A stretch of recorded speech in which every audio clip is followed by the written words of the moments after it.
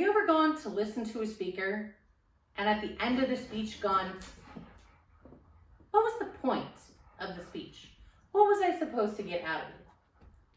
That is a problem. It's a problem with structuring the speech. Using A Pocket Guide to Public Speaking, 7th edition by O'Hare and Rubenstein, I am going to go through my thoughts on how to structure the speech. I'm Dr. Heidi. Let's get started. When you're structuring a speech, there are 3 main points to the speech: introduction, body, and conclusion. In the introduction, you want to establish the purpose of the speech and get the attention of the listeners. In the body, you want to present main points and take the listeners where they are going. The conclusion is going to restate the purpose, summarize the main points, and let listeners know they have arrived. Arrived at the end using a statement that ties you back to the introduction, to the very beginning of the speech. You also want to use main points to make your claims, or really just to make the points so that the audience knows exactly what you are going to cover, what you have covered, and what you are covering during the speech. Main points: express the key ideas of the speech, represent the speech's main claims. You also want to create your main points, identifying the essential ideas and themes, and expressing each idea as a main point. When I do this assignment for my students, I tell them to choose 3 main points. I also have an outline that I've been using for like the 24 years that I've been teaching public speaking to show students how to create an introduction, body, and conclusion. You should have access to this as one of my students. Use the thesis statement as a guide. Main points should flow directly from your thesis, and of course, restrict the number of main points. This book said earlier 2 to 5 main points. It currently says 2 to 7 main points.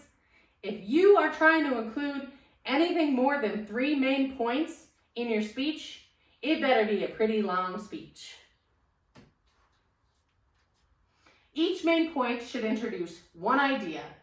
Split multiple ideas into multiple main points. If you are using the word "and" in a main point, that would be a no-no. That means you're trying to include 2 separate ideas in one point.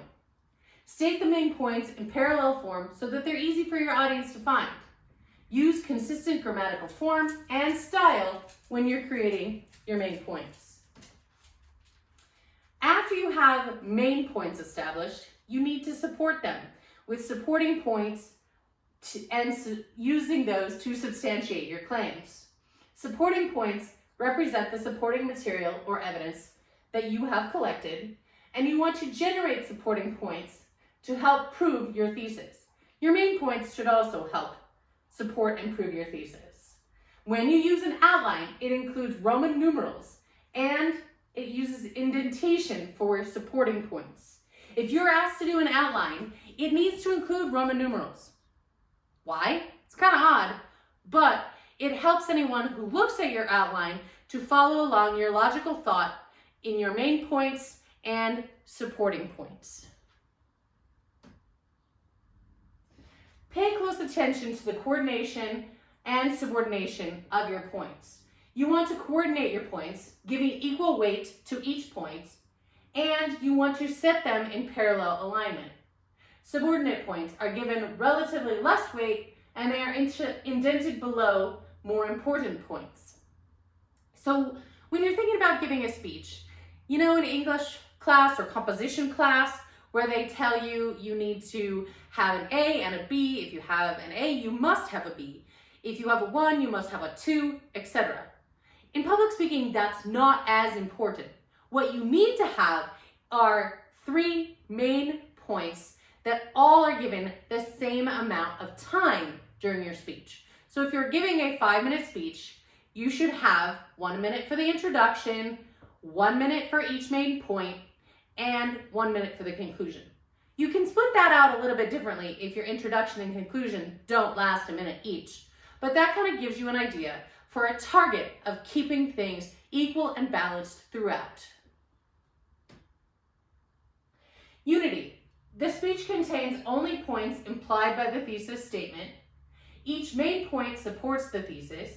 Supporting points support the main points, and only one idea is expressed in each point. I had a student who gave a speech about organic farming, but she spent most of the time bashing corporate farms. That wasn't helpful to supporting her thesis. Organic farming and corporate farming are two very different things. Though presenting the idea that corporate farming might be bad, it didn't help bolster her idea that organic farming was better. Coherence. You also want to make sure that all of your points are coherent, main points and supporting points. Coherence means that it's provided in a clear and logical fashion. Organization based on principles of coordination and subordination allows the body to flow smoothly and logically from the introduction. The conclusion should also flow smoothly and logically from the body of the speech. And then transitions help serve as logical bridges for your audience to move from one point to the next. Balance. Again, make sure that you're balancing each of your main points. You want to have appropriate emphasis for each component. The body is always going to be the longest part. You should have the same length for the introduction and the conclusion. Your main points should be stated in parallel form, and you want to have at least 2 supporting points per main point.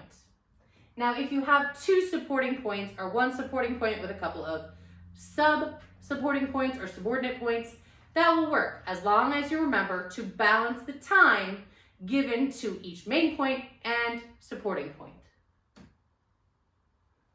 Using transitions to give direction to the speech. Transitions are important. Why are transitions important? This sounds kind of odd. You're thinking, isn't the body the most important part of the speech? You just told me that was supposed to last the longest. Yes, of course, but if you don't have transitions, people are going to have difficulty following you from main point 1 to main point 2 to main point 3. You want to use transitions to tie the speech ideas together.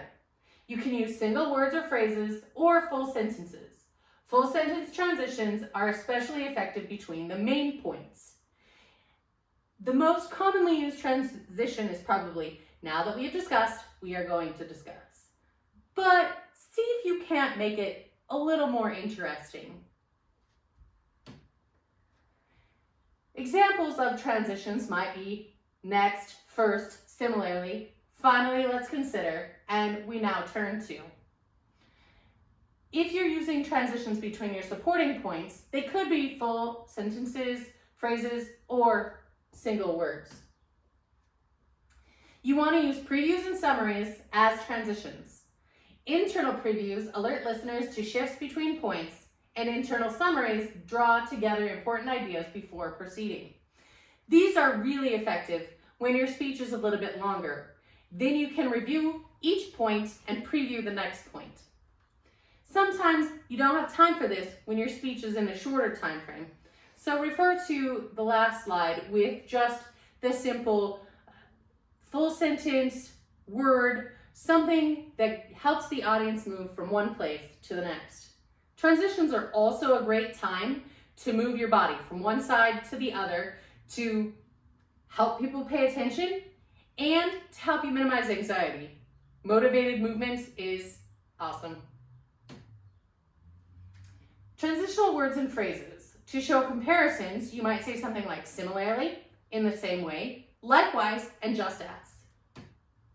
To show a contrast in ideas, you might say on the other hand, and yet, at the same time, in spite of, or however. To illustrate a cause and effect, you might say as a result, hence, because, thus, or consequently. To illustrate a sequence of events, you might say first, second, third, following this, later, earlier, at present. Any of those are good transitionary words for illustrating the sequence of time and events. If you're going to use transitions to indicate or explain, you might say something like, for example, to illustrate, in other words, to simplify, and to clarify. Also, you want to use not only, in addition to, and let's look at, to indicate additional examples. To emphasize significance with a transition, you might use the words like most important, above all, remember, and keep in mind. When you are summarizing, you may say in conclusion, in summary, finally, and let me conclude by saying. Unfortunately, audiences have become very accustomed to hearing the word in conclusion, and once they hear the word in conclusion, they will likely stop listening to the presentation that you're giving. If you want them to continue listening, especially through the conclusion, try using one of these other choices. Throughout my presentations to you as the teacher, although this is really teaching and not speaking, those are two different things using different keys and different techniques, I hope I have given you an example of how to use transitions and how to structure information that you need to take away to make yourself a more effective speaker, so that when people are walking away from your presentations, they don't go, I wonder what the point of that presentation was.